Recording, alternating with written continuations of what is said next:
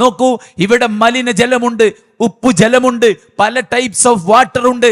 ഇതെല്ലാം ആകാശത്തേക്ക് ബാഷ്പീകരിച്ചെടുത്ത് കാർമേഘ കീറുകളിൽ വെച്ച് പ്യൂരിഫൈ ചെയ്ത് ശുദ്ധജലമായി ഇറക്കി തരികയാണ്.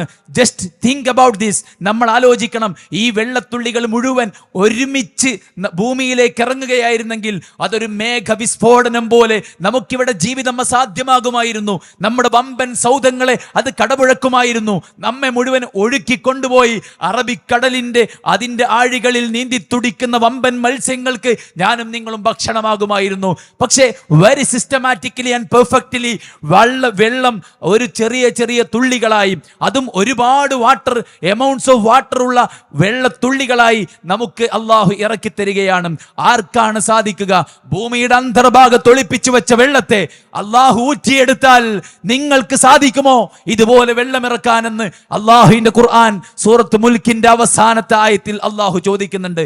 ലൗ നശാഉ ജഅൽനാഹു ഉജാജ ഫലൗലാ തശ്കുറൂൻ. നിങ്ങൾ, അള്ളാഹു പറയാണ്, ഞാൻ വിചാരിച്ചിരുന്നെങ്കിൽ ഈ വെള്ളത്തെ ഞാൻ ഉപ്പുജലമാക്കുമായിരുന്നു എന്നാണ്. സഹോദരന്മാരെ, ഒരു ഗ്ലാസ് വെള്ളം കയ്യിൽ പിടിച്ചു പറയൂ, നാം എന്താണ് ഈ H2O എന്ന് പറയുന്ന ഈ വാട്ടർ, എന്താണിത്? ഇത്രയും അത്ഭുതകരമായ നമ്മുടെ ജീവിതം നിലനിർത്താൻ അനിവാര്യമായിട്ടുള്ള ഈ വെള്ളം അള്ളാഹു നമുക്ക് ഇറക്കി തന്ന അത്ഭുതങ്ങളുടെ കലവറയാണ്. വെള്ളമെന്ന് പറയാതിരിക്കാൻ നിർവാഹമില്ല.